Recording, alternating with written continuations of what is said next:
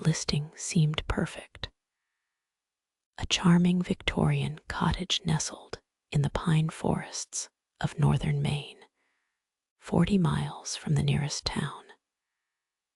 The photos showed sun-drenched rooms with antique furniture, a stone fireplace, and views of endless wilderness. The price was suspiciously low, but Sarah figured that was due to the remote location. She needed isolation to finish her dissertation, and 3 weeks in October seemed ideal. The drive took her through increasingly desolate roads, GPS signal flickering in and out, until she relied solely on the hand-drawn map the host had emailed.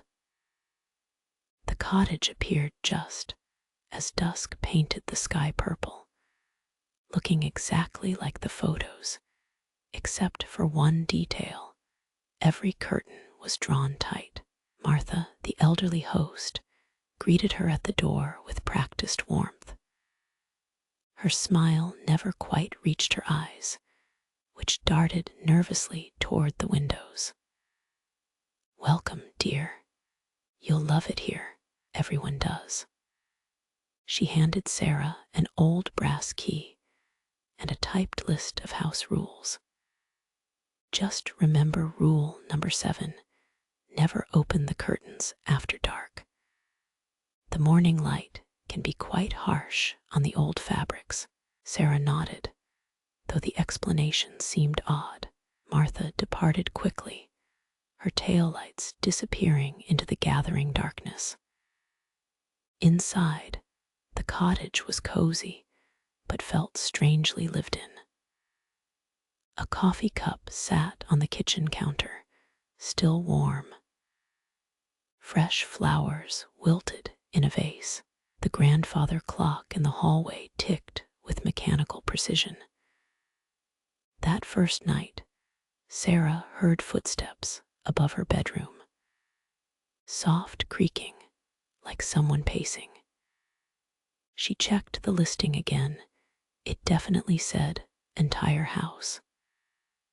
Perhaps Martha had forgotten to mention other guests, but when she ventured upstairs, she found only empty rooms, beds made with military precision, personal items arranged as if their owners had just stepped out. In the morning, she discovered she wasn't alone. 3 people sat in the living room, positioned on the antique furniture like mannequins. A middle-aged couple occupied the loveseat, while a young man perched on the ottoman. They didn't acknowledge her entry, just stared at the drawn curtains with vacant expressions. Sarah's cheerful good morning died in her throat. "I'm Tom," the young man finally said without turning. "Been here since August. This is Janet and Harold. They arrived in June." His voice was flat, emotionless. "You'll want to sit down. It's easier if you sit down." Sarah remained standing, clutching her phone. No signal. The landline she'd noticed yesterday was gone, just pale marks on the wallpaper where it had hung. "I think there's been a mistake. I booked the entire house." Janet laughed, a sound like breaking glass. "We all did, dear. Martha's very accommodating that way."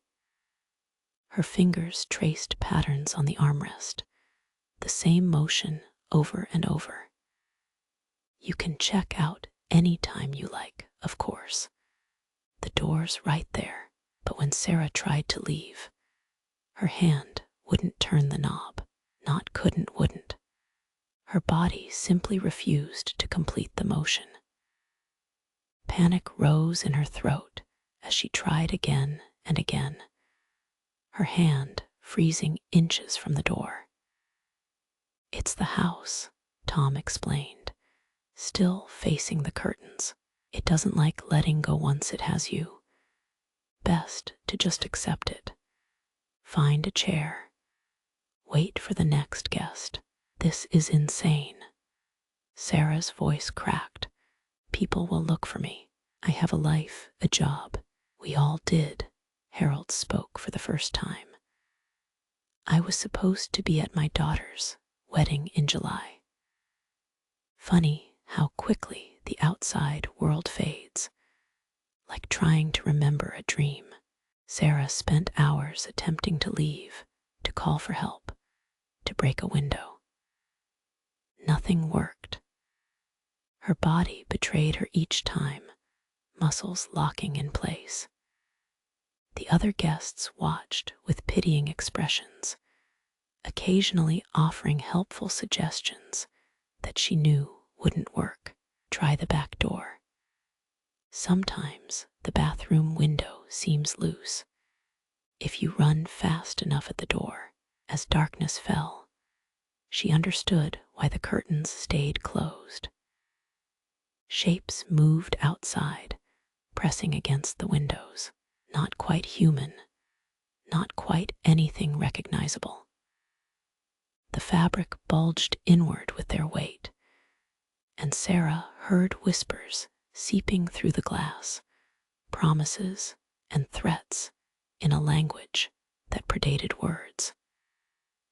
Days blurred together. Sarah found herself sitting more, staring at the curtains like the others. It was easier than fighting. The house provided food, meals appeared in the kitchen, always fresh, always exactly what she craved. The beds remade themselves. Dust never settled. Time moved strangely. Minutes felt like hours, weeks like moments. New guests arrived occasionally. Sarah watched herself in them, the initial confusion, the frantic escape attempts, the gradual acceptance. She tried to warn them at first, but the words came out wrong, filtered through the house's influence into the same hollow reassurances she'd heard. You'll love it here. Everyone does. The worst part was the forgetting. Each day, memories of her life outside grew dimmer. Her dissertation subject became fuzzy. Friends' faces blurred. She knew she had a mother, a sister, but their names danced just out of reach. The house was replacing her past with its present, rewriting her story.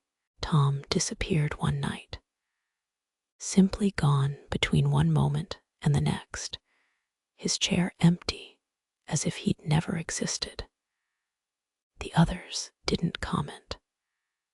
Sarah wanted to ask, but found she couldn't remember what he looked like, only that someone had sat in that chair, someone young. Maybe. Martha visited monthly, bringing supplies and checking the house with the efficiency of someone maintaining inventory. She spoke to them like furniture, noting their positions, ensuring they were comfortable.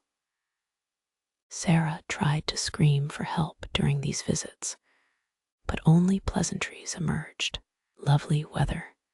The house is so peaceful. Thank you for having me. The trees are particularly beautiful this season, Martha said during one visit, adjusting a curtain that had shifted slightly. They've been waiting such a long time. The house keeps them fed, you know. In exchange, they keep it standing. A fair arrangement, don't you think? Sarah noticed the trees then, really noticed them. How they pressed too close to the house, branches scraping the roof like fingernails. How their roots probably ran deep beneath the foundation. A vast network connecting every room. How faces almost formed in their bark, features that might have once been human. Winter arrived without fanfare. Snow piled against the windows, adding another layer between the guests and the world. New arrivals became rare. The roads were treacherous. Sarah found herself hoping for new faces, fresh voices to break the monotony. The house felt hungry without them, restless. One night, Janet stood up. It was so unexpected that everyone turned to look. She walked to the curtains with jerky marionette movements and began pulling them open. The fabric resisted, clinging to the windows, but she persisted with mechanical determination. "Janet, no," Harold whispered, reaching for his wife with arms that wouldn't extend. "Please," but Janet continued, revealing the darkness beyond. The things outside pressed against the glass, eager and patient.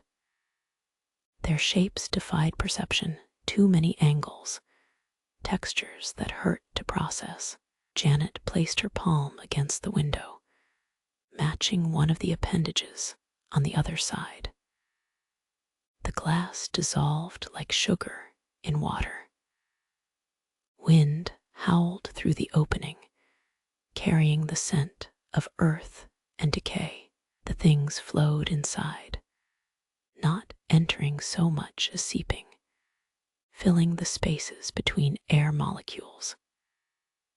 Janet smiled as they enveloped her, her form wavering like a bad signal before solidifying into something else, something that still looked like Janet, but wasn't, would never be again. The new Janet returned to her seat, movements too fluid now, joints bending in subtle wrongness. Harold wept silently beside her, still reaching with frozen arms. The house sealed the window, curtains drawing themselves with finality. More guests arrived with spring. A family of 4, bright and loud, with vacation excitement. Sarah watched them discover the truth, watched the children stop playing, watched the parents stop protecting. They found their chairs, their positions in the house's collection. The youngest, a girl of maybe 7, sat cross-legged before the fireplace, staring at flames that never consumed the logs. Sarah realized she no longer remembered her last name. Or perhaps she'd never had one. The house provided everything she needed. Why would she need a name? She was the afternoon chair occupant, third window from the left, keeper of the middle cushion. That was identity enough. Summer brought Martha again, older now, or perhaps that was Sarah's perception warping. Time meant nothing here. The host counted her guests with satisfaction, noting positions, checking conditions. She paused at Sarah's chair, studying her with those nervous, darting eyes. "You're holding up well," Martha said. "Some dissolve faster than others, but you have strength. The house chose well with you. How long?" Sarah heard herself ask, the first real question she'd managed in months. Martha tilted her head. "How long what, dear? How long have you been here? How long will you stay? How long has the house been hungry?" She laughed, a sound like wind through empty rooms. "Time isn't real here. There's only the house, the trees, and the waiting. Always the waiting." She left without answering, though Sarah suspected there was no answer. The house existed outside conventional time, a pocket of space where past and present folded together like origami. Guests arrived, guests vanished, but the house remained constant.